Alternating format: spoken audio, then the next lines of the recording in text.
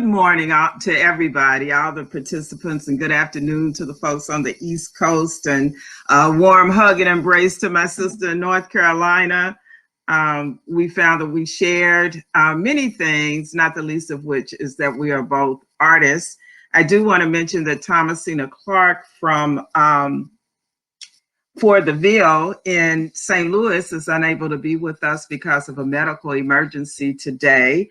I just wanted to mention a little bit about her and encourage you to check her out, get to know her, get to know the work of For the Ville in St. Louis. Thomasina Clark is a creative, and has been using her creativity as a tool for activism, as a middle school drama teacher, as an award-winning actress, and now as an independent videographer. And she is co-founder of For the Ville, which is a community-based tourism and arts organization created by multi-generational, I love that, multi-generational residents and volunteers to restore pride in the legacy of the Ville, a historic African-American community in the heart of St. Louis, Missouri, and inspire invigorated community ownership. And Thomasina Clark is one of those rare people who actually grew up in the Ville and is in her family home. And her quote is, "I know we can't recreate what was, but we can create something just as good, if not better." And I know that's a sentiment and a commitment that all of us share. I have the honor of serving as Executive Director of the Alabama African American Civil Rights Heritage Sites Consortium, a long name, but every word means something. And Carmen, if you can start the slides, we'll just walk through the presentation. And then we'll circle back so that we can have a conversation and answer any questions from everybody.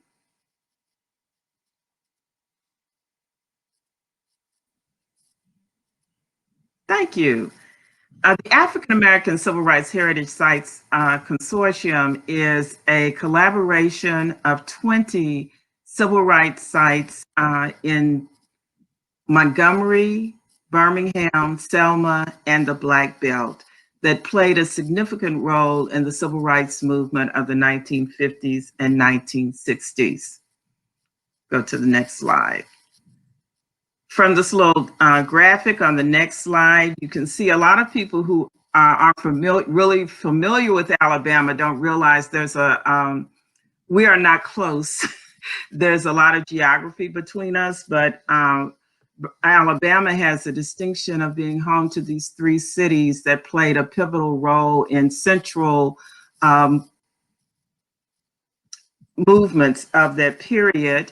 With Montgomery, we recall the Montgomery bus boycott of the mid-1950s. In Birmingham, this children's campaign where so many children were demonstrating and arrested in 1963. And then particularly with the recent passage of John Lewis, and challenges around voting access, people have been drawn again to Selma, Alabama, that was the site of the Selma to Montgomery March for Voting Rights in 1965. And we have been the consortium began as a project of the Birmingham Civil Rights Institute. We just spun off in 2020 in the midst of the pandemic to be an independent nonprofit.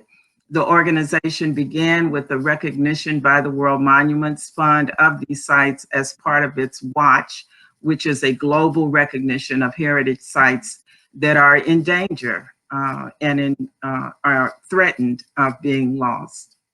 And so I wanted to just share a little bit of information, the stories from a few of the sites with you. And we know the power of place. So preserving and protecting these places and being sure that they're there for the next generation is central to the work that we do. So the first slide are sites in Montgomery, and we have more sites in Montgomery than any. And Our sites range from globally iconic places like Dexter Avenue King Memorial Baptist Church, where Dr. King began his career, became leader of the bus boycott movement, and the Montgomery Improvement Association was the organization. And then we have places like the Dr. Richard Harris House. Dr. Harris was a pharmacist, doctor, and when you visit the Harris House, you have the opportunity to hear the story from his daughter, Valda Harris Montgomery, of how the Freedom Riders were protected and hidden. If you remember the history, when the bus arrived in Montgomery at the bus depot, the Freedom Riders were attacked by a mob of angry white men, and they had to be hidden and secured and moved away. And so if you visit the Harris House, you actually get to go into the home, which is still occupied by members of the family, visit the upstairs, see a lunch counter that was taken from Dr. Harris's pharmacy. We have a second slide of sites in Montgomery. Carmen, the next, there we go. And again, we have iconic places like First Baptist Brick-A-Day Church, where Reverend Ralph David Abernathy was pastor. And it's called Brick-A-Day because when they were rebuilding the church facade, the minister asked the members to, as there was a lot of construction going on in Montgomery at that time, and he said, just pick up a brick every day as you come, as you're passing by, bring it to the church. And those donated bricks were used. And when you actually see the church itself, you can see the difference in the bricks that were used by the contractor and the ones that were donated by the members. At Mount Zion AME Zion Church, this is one of only 2 of our sites where the members have moved into new buildings. All of the rest of the churches are active congregations, which means they are still worshiping in those buildings. They're still doing community service, outreach programs from those historic structures. Mount Zion AME Zion Church did have the forethought to preserve its historic structure, which is being renovated through the National Park Service Civil Rights Grants Program. But at Mount Zion, they've taken the story of the creation of the Montgomery Improvement Association and created a play that is also a video. So that's a different type of storytelling. And then we're on to Birmingham. And in the upper left, you see the historic 16th Street Baptist Church, which, you know, lives in our memory as the site of the bombing on September 15, 1963, that killed 4 young girls. On that same date, 2 young men were also murdered in Birmingham. And again, it's important for us to tell our stories, because if we don't tell the story, it's often not only incomplete, but sometimes incorrect. The consortium is also dedicated to expanding the narrative, because while these places were important in the 1950s and 60s, they trace their history back to Reconstruction and the beginning of the 20th century. These were the places and institutions that provided the Black community with support, with protection, that built economic institutions, banks, credit unions, that provided educational opportunities, social clubs, and social services.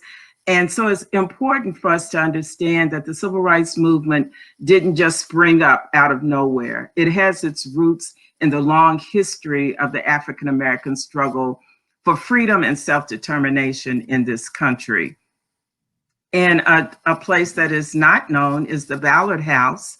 And this is where Dr. Herschel Hamilton often treated those who were injured during the demonstrations. We have those horrific photographs and videos of young people being attacked by police dogs in Kelly Ingram Park in Birmingham, and those huge fire hoses. And we say fire hoses, but it was really more like water cannons that the young people were attacked with.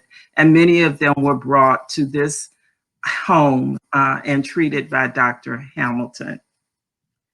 And then we move on to Selma and the Black Belt.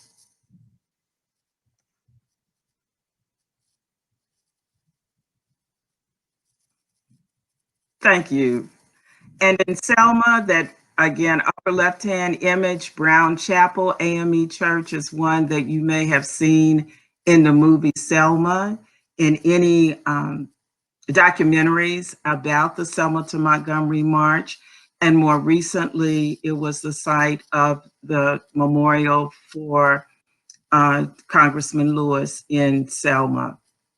Selma is located in the Black Belt of Alabama, which is largely rural and which played a significant role, again, that people don't know about.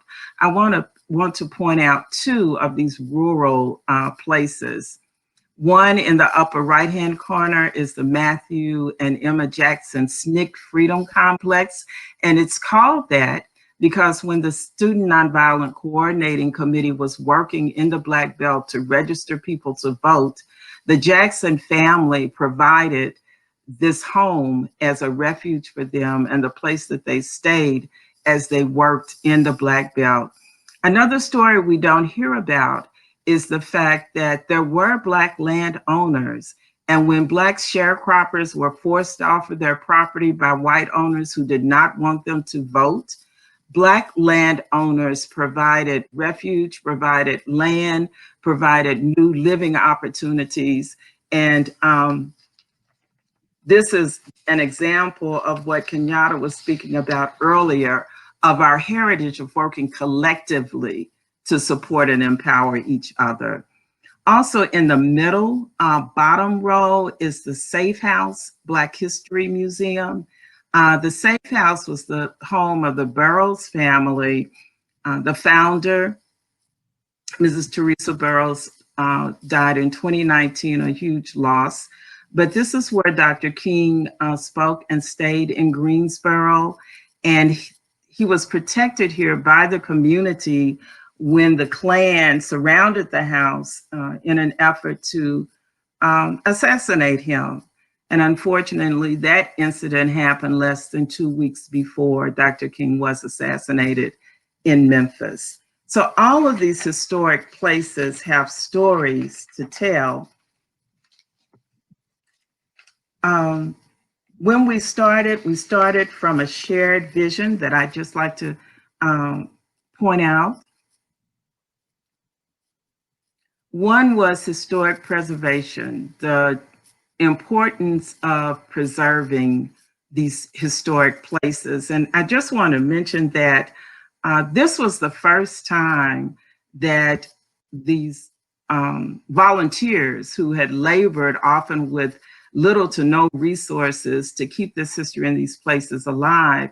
This was the first time when we convened in 2017, that was the first time they had come together and learned that there were other people, as Aya was saying, they found their tribe, that there were other people who were doing this work and laboring in the field and had the same vision and needs and mission.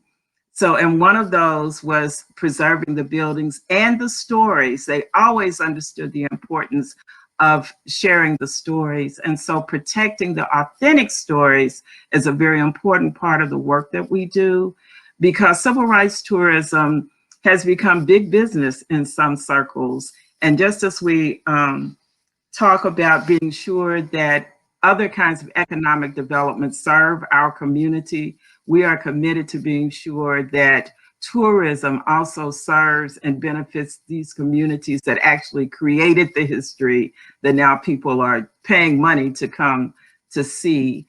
And we say protecting authentic stories because we have heard interpretations of the civil rights movement from tour guides and tour operators that are often inaccurate, misleading, incorrect.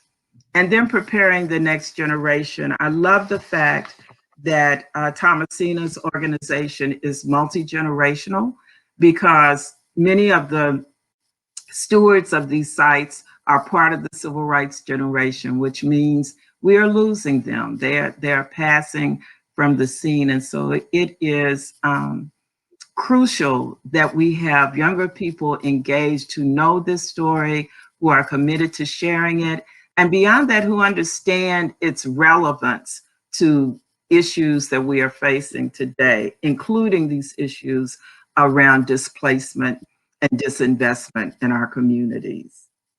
And we operate from a commitment, our philosophy of plan with, not for. Everything that we do has come from surveys, conversations, information that we have gleaned from our site representatives. If you could go on to the next slide. And I think as we talk about building collaborations in our communities, it's very important to remember to engage the people that we want to work with. Too often the model has been, oh, I've got a great idea, I'm going to tell you what to do, or tell you what you need, or tell you what needs to happen in your community, without asking the people who live there, who are rooted there, who have history there, what it is they desire to see, what they want to see. And so from the perspective of planning with, not for, we've developed these 4 priorities: documentation and research, because history can truly be the catalyst for community change. We provide direct services to the sites, primarily around training and workshops, but also with a mini grant program. Education and tourism. COVID was difficult, but we were able to launch this year our youth leadership program, which we're doing virtually, and the students are having the first opportunity to come together this week. And then our organizational infrastructure. We're in the unique position of having 2 years of great programming and now building an organization to support that. I love this next quote from Dr. King about the urgency of now. We are now faced with the fact that tomorrow is today. We are confronted with the fierce urgency of now. There is no time for apathy or complacency. And I think this gathering today is a demonstration of the fact that we have a large community of people who understand that. And of course, with the civil rights history, we feel it because of the passing of so many of the we refer to them as foot soldiers, because another part of changing the narrative is this country tends to focus on a few heroic figures. So you hear about Dr. King and you hear about Rosa Parks, but this movement was truly a mass movement and was only possible because of the participation, the commitment, the courage of all types of people, what we say ordinary people, who were committed to creating extraordinary change. And we do have this sense of urgency. So what is it about the consortium and storytelling? I love this quote from our 2019 strategic plan. When you talk about this consortium, you are talking about a higher level of passion and commitment. And I feel it every time we get together, a sense of family, social, or community organization, because very often, and I think this applies to all of us, we are trying to convey the stories of the sacrifices of people who have not had a voice. And the most significant project we've taken in to address telling these stories and giving voice to people who have not had a voice is the Voices of Alabama Oral History Project. I'd like to share a trailer from that project with you. It was done in collaboration with the World Monuments Fund, and all of these are available on our website. And we're going to hope it's going to click and play.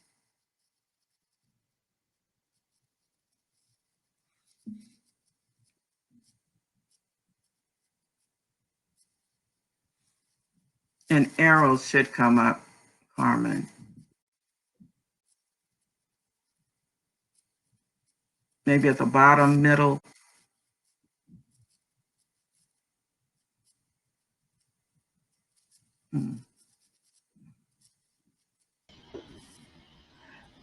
Do you have the link? If you could send me the link, I could just play the video from there. Um, I don't think I have the link separately. So I'll just invite everyone to go to our website and check out Voices of Alabama. We have 20 oral history interviews that were done with individuals who um, participate in the movement and are affiliated with our sites. And our byword is onward. Our goal is to instruct, inspire, and empower a new generation to use this history as a tool for all of the things we've been talking about for community revival, community renewal, and community revitalization. And so now I'd like to open it up for discussion. Aya, I'll come back to you for any additional comments you might want to share. And for all of you who are joining us, please feel free to put your questions or comments in the chat.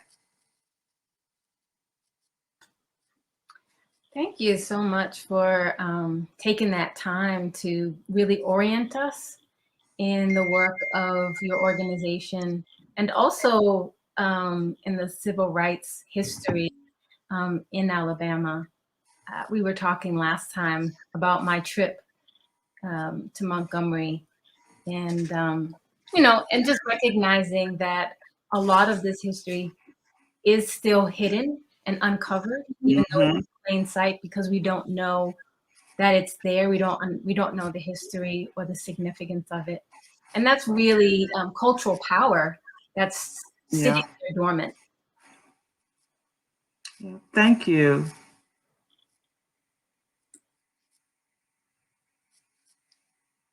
Okay, there's a comment from the chat. I wonder if there's a way to digitize these sites.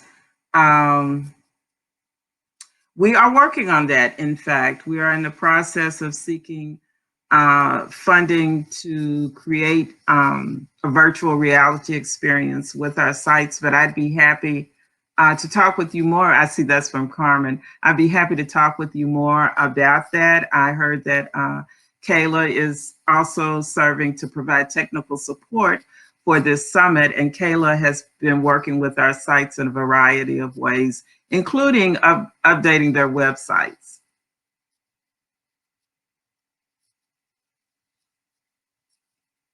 What about you, Aya? How have you been using technology in the work that you do? Yeah, I've been using technology in the field. One of the things about cultural tourism that I wanted to get away from was a very, capitalist notion of who has access to information, who's been privileged, to be educated, or even have the leisure time on their own to be able to, educate themselves. And so even though we use performance in our work, we use the cultural expressions of our people, Black people, dance, song, call and response, embodied storytelling. It still created very much, an audience and observer relationship. Sorry, audience and presenter or performer relationship. And so for the sesquicentennial in Durham, celebration of our 150th year being incorporated as a city, I got some funding to produce something that I call Documemories, which is, not self-directed, but it's a gamified history dig. It's a way for community to play with their own relationship to that history. That's really what, at the end of the day, I want is for, participants to make a personal connection to the history and to that place. And so the game offers different missions where you have to, contend and grapple with the history and then do something with it in the moment. Wow. And you get points for it and you get to compete. So it's a way to gamify a traditional walking tour experience. And it can be done virtually, and it's always tech assisted. So you can use a tablet or a phone to play it. That sounds fascinating. One of the things we've learned, and one of the reasons the intergenerational, multi-generational piece is so important, is that we get to, overlay the historical understanding with new technology and new ways of communicating. So with our young people, one, the workshops were done virtually, which was, of course, a change for us. And what we found from them was they had all kinds of ideas about interpretation, ranging from taking selfies and sharing them with their friends, to writing their own stories, poems, plays. And one of our group in Selma has even written a song that is kind of a combination traditional, spiritual sound with a little rap lyric. Is opening the door for full community participation so much enriches how the stories are told. Tell me, within the tourism context, because this is something we're really grappling with here, even though 2020 kind of brought tourism to a screeching halt, we know there's going to be pent-up demand in the fall and next year. How do you see your work, and what challenges do you see within the broader context of the whole tourism industry in Durham in particular and in general? Yeah, ever since I got started with this work, recognized that there was a very strong potential that these walking tours could become a tool of gentrification. And one of the things that I realized is that this idea of walking in other people's neighborhoods uninvited is that's not what I'm and so for me to be guiding people in that practice, was, it was a cultural mismatch. And, so while I'm still trying to figure out, like, what does that look like in a way that honors who we are, I'm involved with many other organizations that do community development work. So one of the things that I do is I put on, I'm a cultural curator. And so one of the things that Black folks do in order to learn more about our communities and celebrate, we have parades, that's a way of processing, walking in celebration and in communication and dialogue about our stories. So that's one way. And then, of course, festivals are another great opportunity. So in addition to the work that I do with Whistle Stop Tours, and I get lots of requests from Black folks to do tours, it doesn't meet the demands and the needs of the mass of Black folks, especially folks who are being displaced and are disenfranchised. I feel like that's the community that I want my work to speak to. That level of empowerment would, support their advocacy in their homes and advocacy for policy change. But there are other ways that we can marry history with, the cultural celebrations and the cultural expressions that are, ancestral to us as a people. Yeah, that sounds fascinating. I noted that Kalonji Gilchrist from Montgomery was attending the conference. I don't know if Kalonji is still on, but he is a part of an artist group called 21 Dreams. And part of the work that they're doing is looking at how to re-envision, Carmen said he's here, one particular community in Montgomery called the Peacock Tract, which of course you can tell by the name, there's quite a history there, but by using visual art and murals to tell that story. And 21 Dreams was instrumental in leading community conversations. So the activities that are happening in the Peacock Tract are by, with, and for the community. And fortunately, the city of Montgomery is also engaged. But it's so true that we have to begin to look at different ways of telling our story. I think Carmen says that video is ready. So Carmen, if you can, I'd be so thankful if we could share it.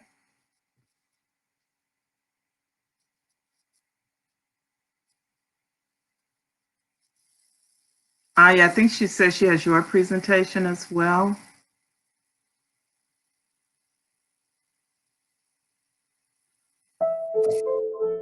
We were all in darkness. There were killings and lynchings. We had to walk through throngs of white men on horseback with all kinds of weapons. I thought as a teenager, who would bomb a church? The light started right in that pulpit. The movement consumed our church 24 hours a day, 7 days a week. 1948, First Library for Blacks started in this building. They loaded the Freedom Riders onto the truck and brought them here. The Women's Political Council, it got its start here. We haven't really told the story to our children, that there was just so much that happened before the bridge. We needed something positive that you could see. We need not only to preserve it, but we need to teach it to those who come after it.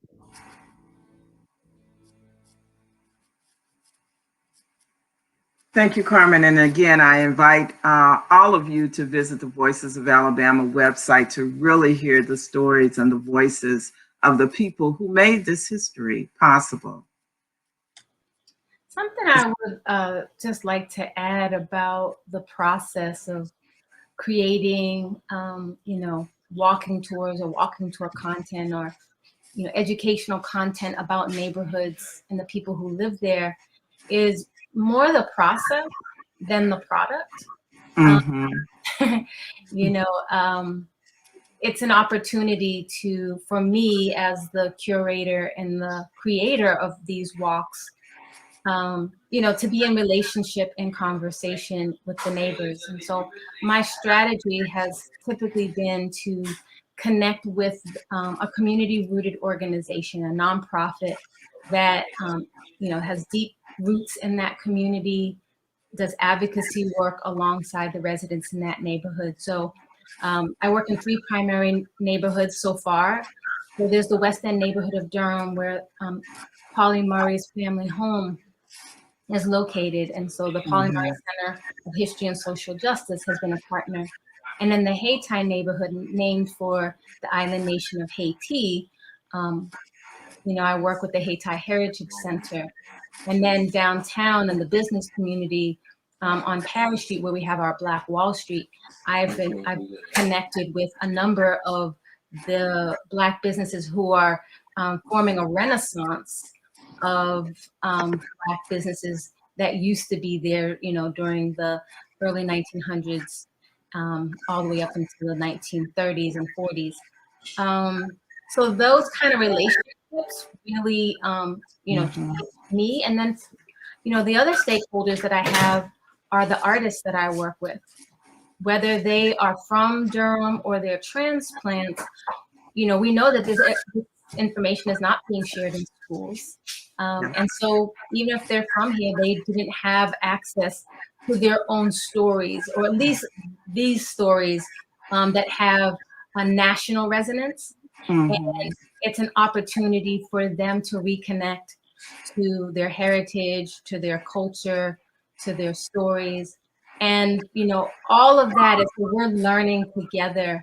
And so that process of being humble, being willing to learn, being willing also to challenge who gets to tell the stories. One of the best things that I love on my walks is really just being a portal for the real actors on stage to be able to tell their stories. So oftentimes, these are divested neighborhoods.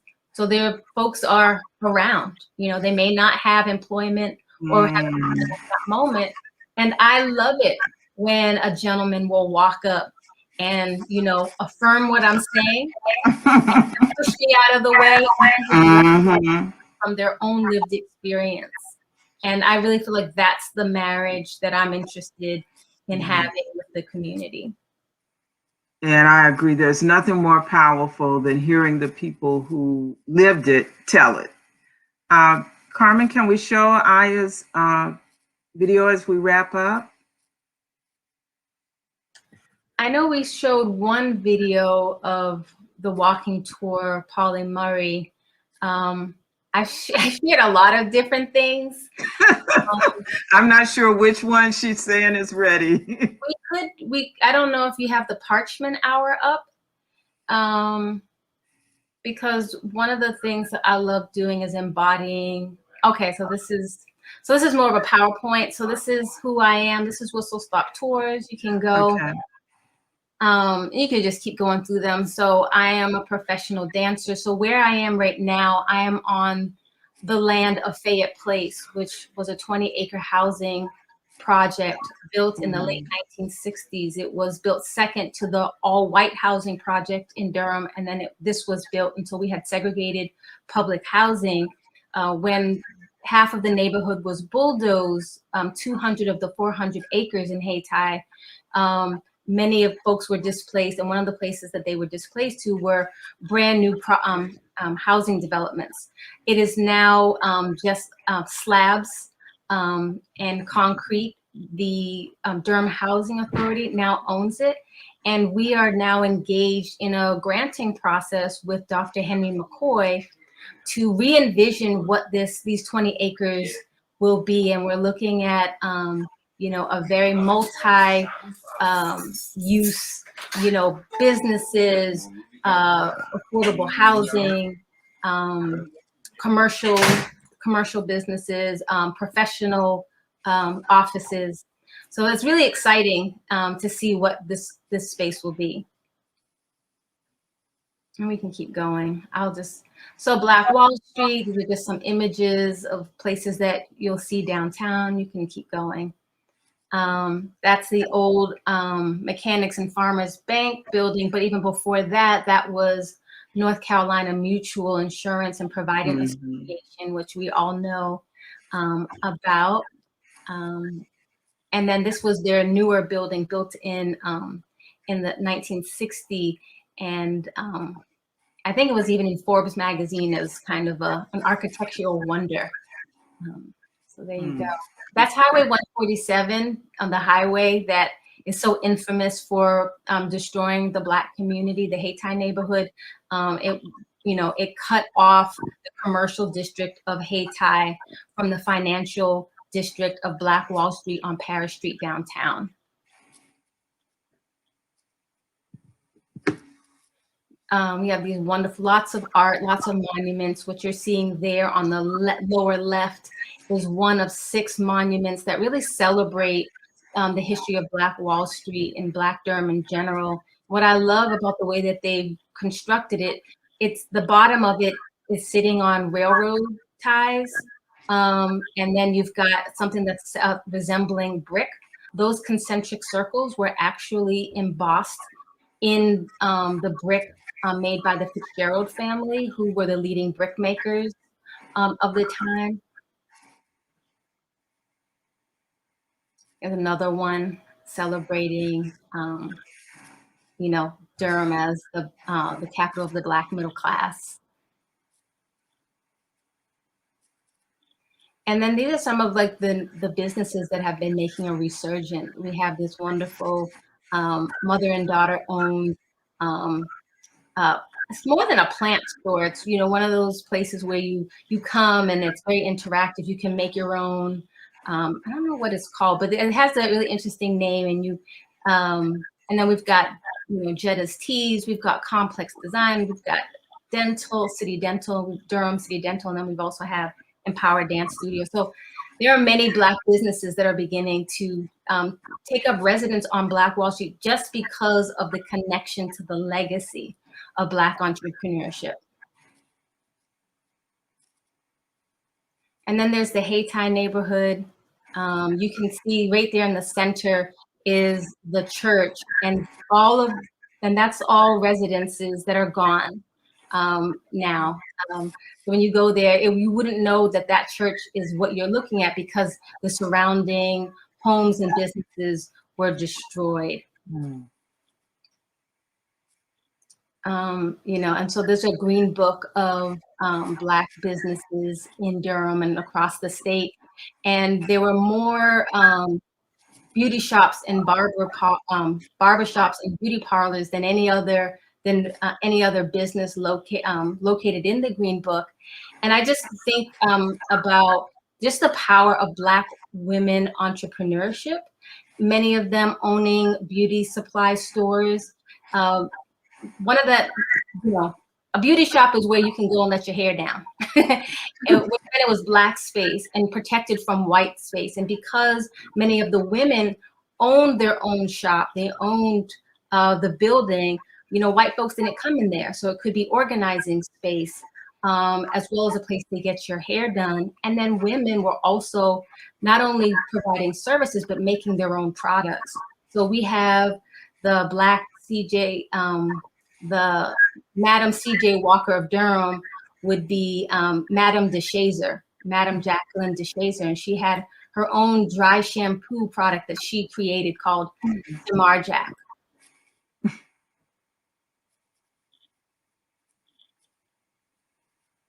And we can just keep going. I won't take up too much time here. That's the new Haiti Heritage Center. And on the top of the Haiti Heritage Center is a veve. So the neighborhood is named for the island nation of Haiti.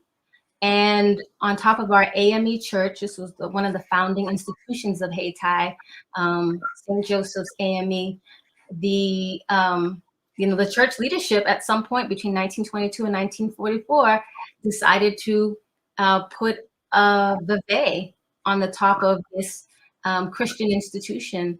And it just speaks to, just the predominance that Haiti had across the globe, for Black folks seeking liberation, enough so that it would find its way on top of an AME church. And a veve, if you don't know, is a Haitian symbol of worship in the Vodun spiritual practice. We had, Algonquin Tennis Club. So, Durham was well known for sports. Arthur Ashe came and studied and played here. On the next slide, you'll see he's in the first row right there and kind of in the center. So that's kind of a big claim to fame. But just the way that sports history has really played a part in the pride in Durham. Lincoln Hospital, like many places, just became the jewel of the community, improving I feel like I'm giving a tour now. I'm like, I don't know if I need to say all this right now, but just, these are the institutions. We have a nursing monument on the left and then a plaque for Lincoln Hospital, really expanding the life expectancy of African Americans in 1910 by 10 years once we had that hospital. This is Stanford L. Warren Library. It used to be Durham Colored Library, further up the block. Started as a collection of books by Dr. Aaron Moore, Durham's first African-American physician. And then with funds from Dr. Stanford L. Warren, we got this new building and a new library. And then the last neighborhood is the West End neighborhood. You see, those are the Fitzgerald bricks that inspired those monuments. So these are original bricks from the 1870s that have these concentric circles, and and some of the inspiration for the logo for the conference, the summit here today.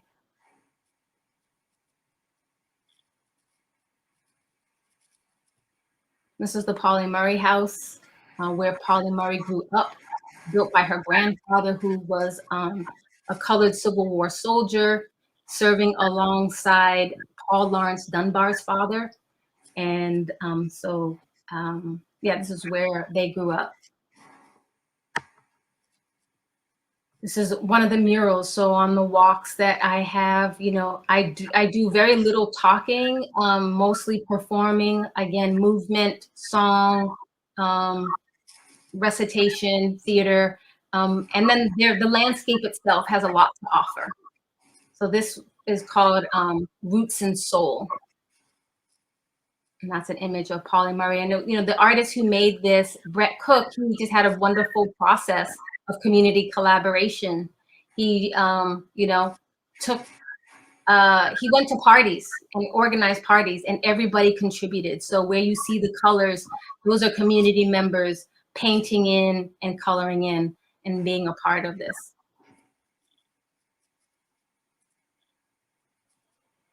Okay, well, we have 5 minutes left. Thank you so much. I think you answered, we had a question about the bricks, and I think you answered that beautifully. It was really asking about if they were inspired by the traditional Adinkra symbols. Mm-hmm. We had another question that I think might refer to the property where the public housing was destroyed. And the question was, will that land be in a trust?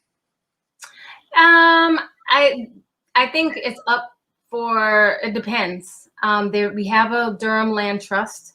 They have shown interest, but the Durham Housing Authority wants to retain control over it. So the work that Dr. McCoy, and I think his group is called Hayti Reborn, they're really thinking that entrepreneurship is the lifeblood of the revitalization effort in the community, and they have not talked about a trust. Okay, and I think it's so important that the people in the community make the decisions about what is best for the community. I think our time is about up. I just want to encourage everyone. Okay, I have to shout out to my folks from Louisville, Kentucky, who I also saw earlier were attending. I'm home is Birmingham and Alabama now, but Louisville is my hometown. And I always say my Kentucky roots are deep.